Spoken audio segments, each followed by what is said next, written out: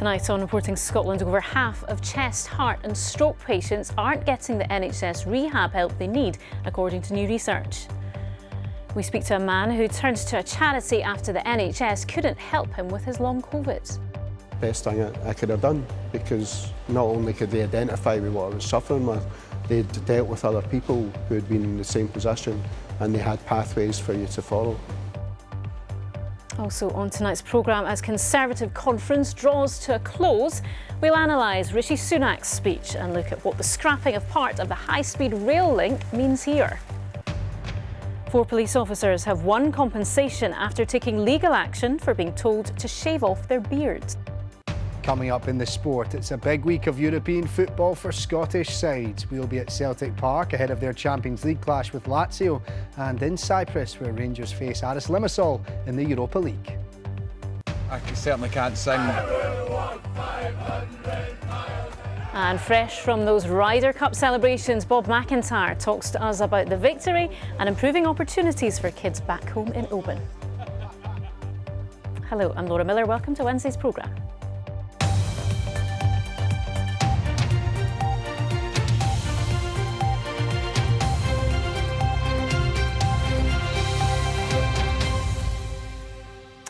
One in 5 of us here, that's over 1 million people, live with chest, heart or stroke conditions or long COVID. Their effect can be life-altering, debilitating. But what happens if you can't access the help you need to get better? Well, a leading charity says that's exactly what's happening for many. That their new research suggests less than half of the people they represent are getting access to vital NHS rehabilitation services. And they're warning it's leading to a mental health crisis. Suzanne Allen has more. Andy Curran is back at work in an art gallery, having had COVID in 2021. It left him struggling to breathe, fatigued and mentally ill. This went on for months, but Andy wasn't offered rehabilitation on the NHS. Brain fog started to kick in, so I knew I wasn't functioning right. My breathing was really bad. Even going up a flight of stairs made me so breathless, and I was really panicking. He ended up getting rehab through Chest, Heart and Stroke Scotland. What I found from one of the groups, the online groups, was that Chest, Heart and Stroke Scotland had a long COVID service. And from that, I contacted them. Best thing I could have done, because not only could they identify with what I was suffering with, they'd dealt with other people who had been in the same position and they had pathways for you to follow. Today's report from Chest, Heart and Stroke Scotland shows of the over 1,800 people the charity surveyed, less than half had access to NHS rehab. A quarter said they weren't referred at all, and 14% said waiting lists were a barrier to treatment. The charity say it's leading to a mental health crisis. It's deeply upsetting because we know that the most significant point in someone's life is just after the acute event or the diagnosis. The moment when you have to head home and you've had your heart attack, you've had your stroke, you've been told that you've got COPD and your life has changed forever. And to think that somebody goes home without that support in place. The Scottish Government told us, as part of a record investment in health of more than 19 billion, we are supporting rehabilitation services across our NHS. We're committed to ensuring that everyone who requires timely rehabilitation has access to it at a time and in a format that suits their needs, as outlined in the Once for Scotland rehabilitation approach. 2 years on and Andy feels better. He thinks it's vital everyone has access to the help they need on the NHS. I think it's critical that people know that there's help available and that help will last for as long as they need the help. Suzanne Allen, reporting Scotland. Well, let's get the thoughts of our health correspondent, Lisa Summers. Lisa, and it's perhaps just underlining that these conditions we're talking about do affect a lot of people here.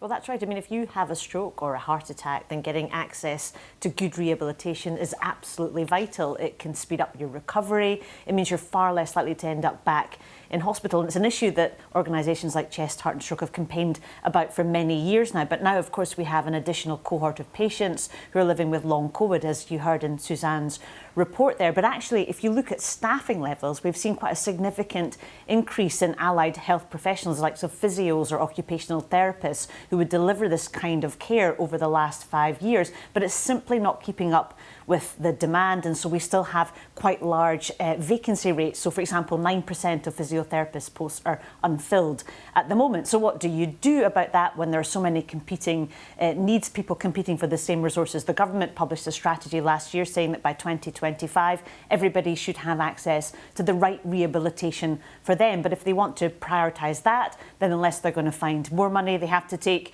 resources away from elsewhere. And while there are some great examples of this happening on the ground, there's simply not enough of it, and that's little consolation if you're somebody that can't get access to that help now. Yeah, it's a complex picture, isn't it? OK, thank you, Lisa Summers. The speech and its contents have been heavily trailed, and as he closed the Conservative Party conference in Manchester this afternoon, the Prime Minister, as expected, confirmed that he was scrapping the rest of the high-speed rail link project, HS2. We'll have more on what that means for us here in just a moment. But first, it is conference season, and we'll be hearing from the leaders of all the main political parties as they make their pitches. David Porter was watching as Rishi Sunak made his. Not an election walkabout yet, but make no mistake, the countdown is well underway. The Prime Minister and his wife making the traditional walk to the conference centre. She was also his warm-up act. My best friend and your Prime Minister, Rishi Sunak. From a politician keen to portray himself as the change candidate, this acknowledgement. There is an undeniable sense that politics just doesn't work the way it should.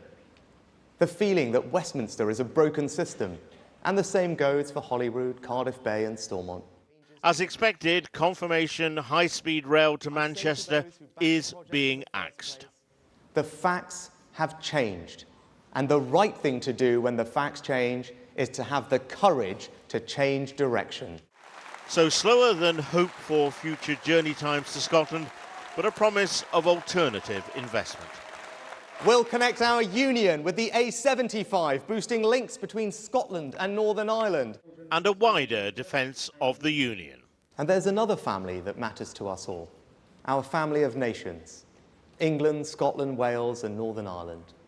Today, our union is the strongest it has been in a quarter of a century. The forces of separatism are in retreat across our country. Nicola Sturgeon wanted to go down in the history books as the woman who broke up our country, but it now looks like she may go down for very different reasons. At the end, what sounded like an election rallying call.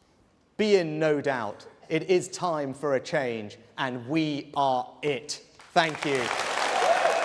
Scottish Tories supportive of what they'd heard. That was a speech of a serious Prime Minister, in it for the long haul, determined to win the next election, and I'm determined to do my bit to help him do that. The Prime Minister was on fire, setting out what the Conservative Government is going to be delivering for all of the United Kingdom, including Scotland, over the coming months and years. A really inspirational speech. As the Tories leave Manchester, much for them to ponder. In the coming weeks, both Labour and the SNP will also make their pitches. David Porter, reporting Scotland, at the Conservative Party conference in Manchester. So that is what the Prime Minister had to say today. The big announcement, of course, was about the scrapping of the rest of HS2, that high-speed rail link into the north of England. But what does it mean for Scotland, and what's the reaction been here? Our political correspondent David Wallace-Lockhart has more. HS2 will see high-speed trains making their way to and from Scotland, but the ultimate ambition of a 3-hour journey between London and the Central Belt seems to have been derailed. At the Conservative Party conference, the Prime Minister scrapped the second phase of the project. And so, I am ending this long-running saga. I am cancelling the rest of the HS2 project. HS2 Phase 1 will still go from London to Birmingham. Phase 2 was meant to go to Manchester via Crewe. From Crewe, it would have gone on the existing West Coast Main Line, connecting up Glasgow and Edinburgh. Phase 2 was supposed to reduce journey times to Scotland by a further hour, but now that section has been scrapped. Rishi Sunak wants to divert money to other transport initiatives, a decision supported by the party leader in Scotland. There are people who will be disappointed with the announcement from the Prime Minister, but I can't imagine anyone would be disappointed about £36 billion being reinvested into our transport network across the UK. The First Minister has accused the UK government of being too focused on the south. Well, I think any suggestion that the UK government, the Conservatives, are interested in levelling up is a myth. It's been blown completely out of the water. They are levelling down. They can't see past Watford, frankly, when it comes to the north of the UK. MSPs here at Holyrood don't make the fundamental decisions when it comes to HS2, but many still wanted to see that project go ahead in full. Ambition would have been to see the project come up into Scotland, connecting Glasgow, Edinburgh with the major cities of the UK. That would be good for the Scottish economy, good for the UK economy. This is failure.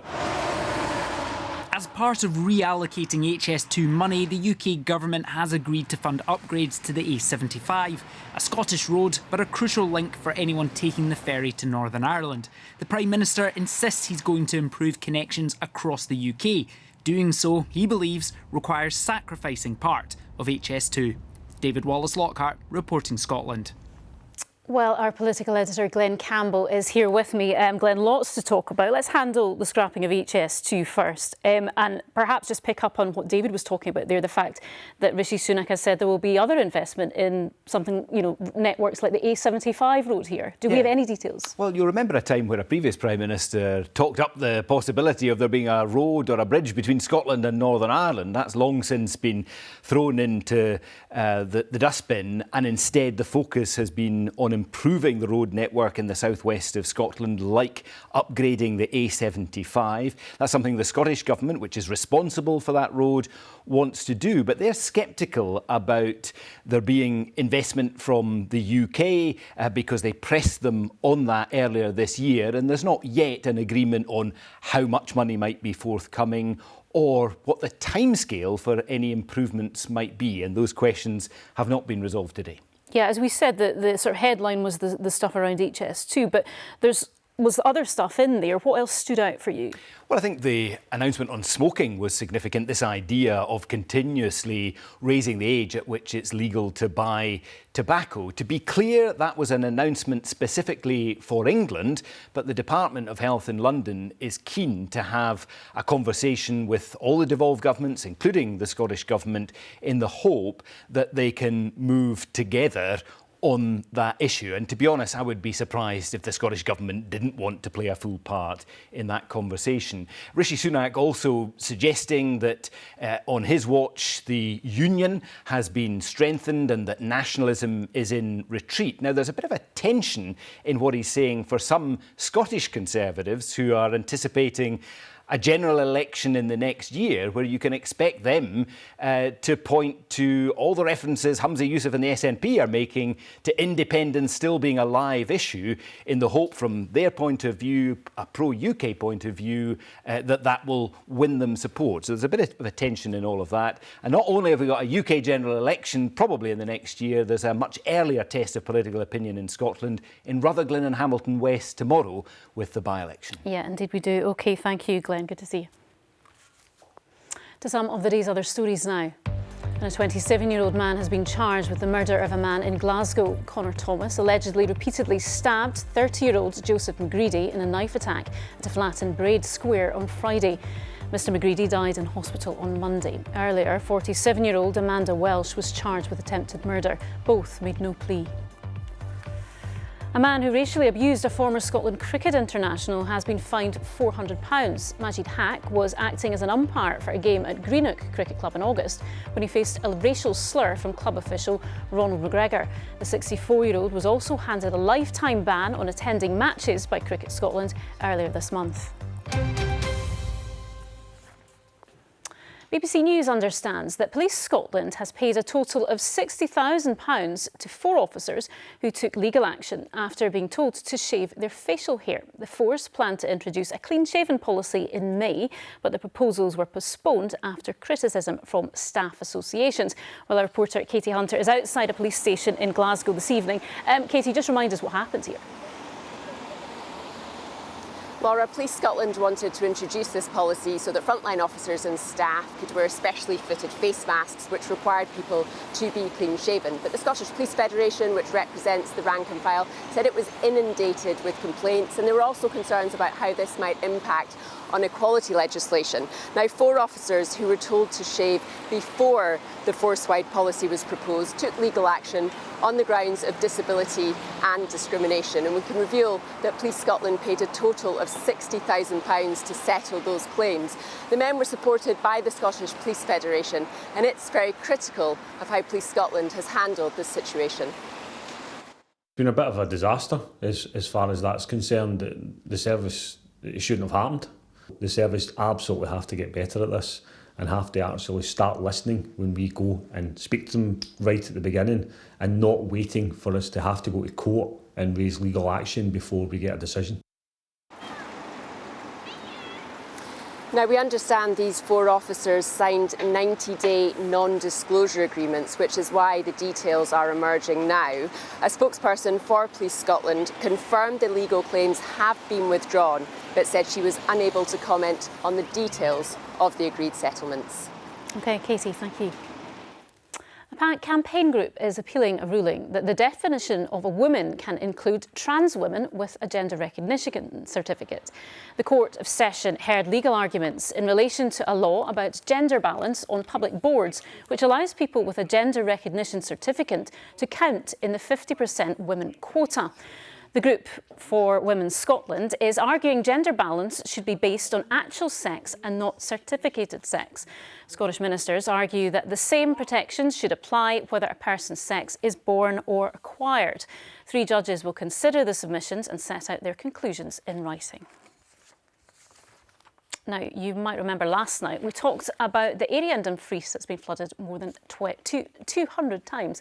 Well, a controversial flood prevention scheme designed to protect it has been voted through by just 1 vote.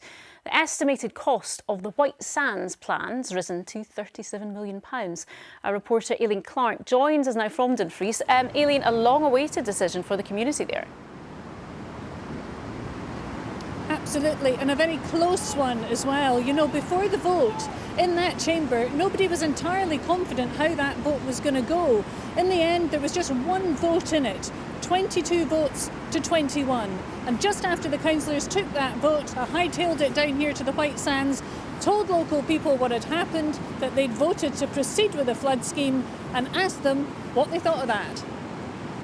We're getting something, you know, whether it's the right thing or not, we're getting something. You still worry about the impact for the downstream. After living here for 30 years and seeing the devastation that the floods cause, it's taken an awful long time to get something done. Now something is being done.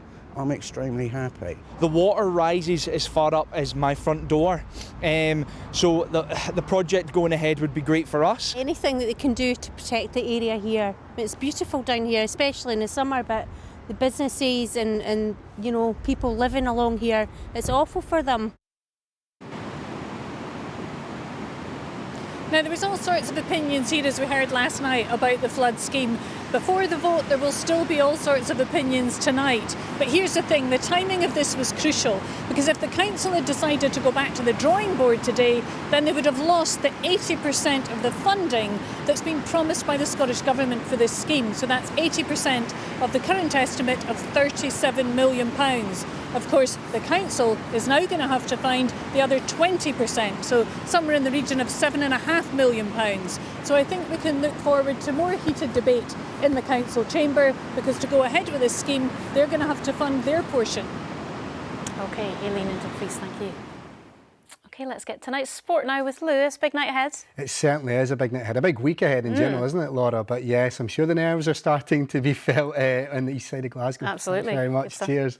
Good evening. Yes, Celtic are eyeing their first points in their Champions League group as they take on Lazio at Parkhead tonight. The Scottish champions might just sense an opportunity with their Italian opponents languishing in 16th place in Serie A and just a point above them in Group E after drawing with Atletico Madrid.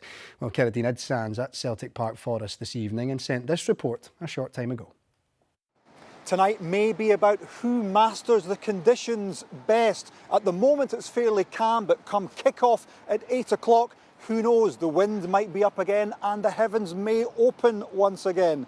There's a fairly large police presence in operation to get the Lazio fans behind us and into the ground safely this evening. Their manager, Maurizio Sarri, says Celtic could be the dark horses in this Champions League group. But to prove him right, Celtic will have to do something they haven't managed in 10 years, and that's win a Champions League group match here at home in front of their home supporters. Ajax 2013 was the last time that happened. Celtic's chances tonight, well, they've been playing well domestically. They did lose their first Champions League match though against Feyenoord, so we'll need an improved performance on that. Lazio, they've only managed a couple of wins so far this season, so this could be a good time for Celtic to face them. This is the big time though. It's Champions League football once again at Celtic Park, and they must realistically take at least a point, if not all three, if they are to be the dark horses and be serious contenders in the group. OK, to the Europa League now, and Steve Davis says taking up the Rangers manager's job on an interim basis was too good an opportunity to turn down, but wouldn't say if he wanted the role permanently. Rangers are in Cyprus ahead of their Europa League clash with Aris Limassol, and Sheila McLaren is there for us. Sheila, it's been quite the week for Rangers, hasn't it? Yes, it certainly has, Lewis. That defeat to Aberdeen on Saturday was followed by the departure of Michael Beale on Sunday, with Steve Davis placed in interim charge. Now, a shortlist has been drawn up for the vacant job, but there won't be any movement on that until next week at the earliest. In the meantime, Rangers turn their attention to European football and a clash against the Cypriot champions here at the Alpha Mega Stadium tomorrow night. A bit of October sunshine is sure to lift the spirits, and a trip to the southern coast of Cyprus might be just what the doctor ordered after a tough start to the season for Rangers. Steve Davis is the man for now to lead the way. Regarding my feelings around it, I've obviously got ambitions. I didn't expect it to quite happen quite so soon, but I'm just determined really to make the most of the opportunity that I've been given, and as I say, we'll see what develops from there. Once again, fans will travel here in their numbers to support their side as they look for their third manager in 2 years. Everyone just needs to get behind Davis at this point, I reckon. It's a good place to come out, you know, fresh start for the players, and then can push on for the rest of the campaign after that. I don't think we have anything to lose now that the league's, I wouldn't say the league's done, but I think we can really kick on for this competition. And also we have European experience behind us as well, so that can only hold us in good stead. Before the managerial departures, Rangers got off to the perfect start in the Europa League with victory over second seeds Betis. That leaves them joint top ahead of the clash against the bottom seeds Aris Limassol. Yeah, the past few days has been,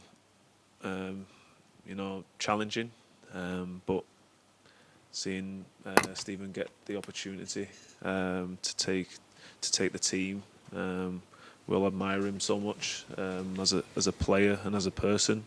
There's a lot of thinking to do for the Rangers board as they decide what's next for the club.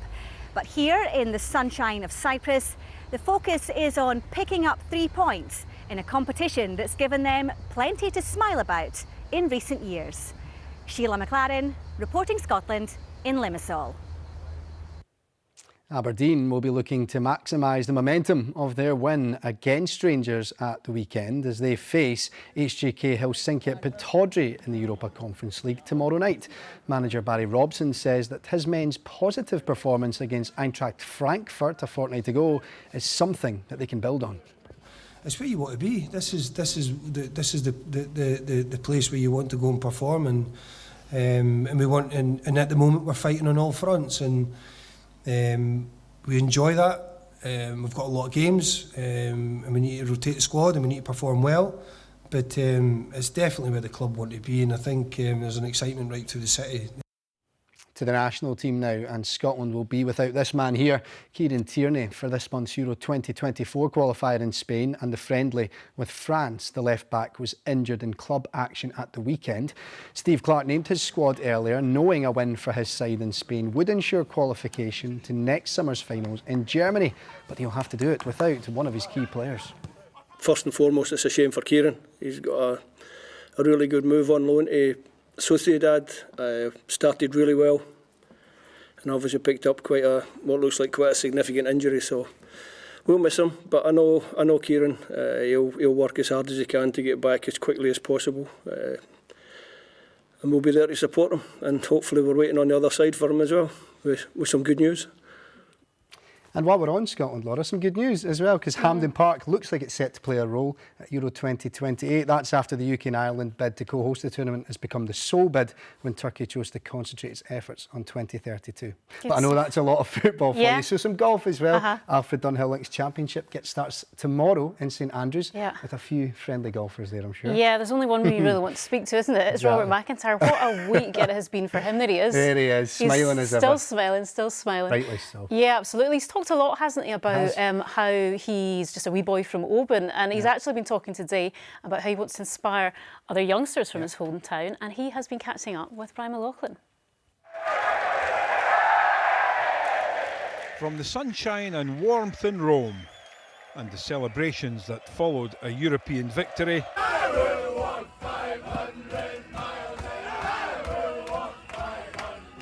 to the damp grey skies of Old St Andrews for Oban golfer Robert McIntyre. With the Ryder Cup now safely back in European hands, the 27-year-old has memories that will last a lifetime. I certainly can't sing, but that bus journey, I mean, I don't know, I've never been involved in a bus journey like that. The atmosphere, it was like a relief that we had finally done it. McIntyre is not alone this week, with two of his European teammates here, and both fulsome of praise for the top Scot. What a phenomenal job he did as a rookie. They all did, and Bob was superb. And I told him a bunch of times he should be so proud of himself for the performance that he put in as a rookie. I know he thoroughly enjoyed his week, and I know that to get 2.5 points in your first Ryder Cup is pretty impressive. So yeah, he did great. Family is key to McIntyre, and he now plans to give something back to the local community and ensure others have opportunities to realise their own dreams. We don't get many opportunities up our way, whether it's from football to golf to other sports. You almost get pushed into the background, and I'm a big believer in everyone getting the same opportunity or getting some sort of opportunity, and I don't know how I'm going to do that, but I'm going to try my best to do that. As the crow flies, it's just over 1,200 miles from Rome to St Andrews, but if you listen closely, you can almost hear the sounds of Ole Ole Ole blowing across this hallowed turf. Brian McLaughlin at the home of golf for Reporting Scotland. Well, Robert McIntyre looked like he was firmly back home with the weather there today, clutching that umbrella. It looks much like that there too today. Yeah, really heavy rain around today, Laura. Most people that were caught in it will have known about it because it was really torrential at times. A cold front slipping southwards, and actually there's more rain in the forecast to come over the next few days as well. Thank you very much indeed. A very good evening to you. Once that rain cleared across parts of the north of the country, actually it did improve with some brighter skies, but it was a slow process, and that rain still with us across parts of central and southern Scotland. Hopefully I can show you the graphics in a moment, but if not, I'll tell you what's happening without them, because there we go. We've got rain still with us across southern parts of the country over the next few hours. That will tend to clear away, which means many parts of the country as we head overnight tonight will become dry with some clear skies, and under clear skies it will be chilly. Temperatures in Aberdeen around 4 degrees, Inverness 6, some rural parts colder than that. So to tomorrow, and it's a cloudy start with rain pushing in from the west, some early brightness through Caithness, North East Aberdeenshire and the Northern Isles, but the cloud and rain continuing to march its way north and eastwards through the day. So we'll all see a spell of that wet weather tomorrow, and it will be heavy at times. A snapshot mid-afternoon, well, drying up at this stage around to parts of the Clyde coast, but you can see the cloud and rain still with us elsewhere, and still breezy as well, particularly around the west coast, coming in from a southwesterly direction. Temperature-wise, well, probably 13, 14 Celsius. Still dry at this stage for Shetland, but the rain coming your way. So into tomorrow evening and tomorrow night, that rain still with us for the Northern Isles. Elsewhere dry and much milder than this coming night. Temperatures not really dropping very far from daytime values, holding in the teens for some. That takes us to Friday, and it's a very windy start for Shetland, gale or severe gale force gusts. Elsewhere cloudy with some patchy rain and drizzle, and then the rain intensifies later on through Friday and into Saturday. a Met Office yellow warning in force. There's the wet weather. You can see it working its way northward through the course of Friday afternoon, intensifying for all. Away from the rain, it's dull but mild, 18 degrees, and then the rain really heavy and persistent through Friday afternoon, Friday night and into Saturday. There it is on Saturday. Yeah, we're dragging in some warm air from Iberia and the northwest of Africa, but for some, really very wet indeed. If you're underneath the rain, it will be wet and not as warm as elsewhere. That's the forecast. Yeah, a lot of blue on that map, isn't there? Yes, indeed. OK, thanks, Christopher. And that is Reporting Scotland for now. I'll be here with your late news around 10:30 tonight. Don't forget you can catch up on all your national and international news over on the 9 on the BBC Scotland channel. Until then, from everyone in the team, enjoy your evening. Good night.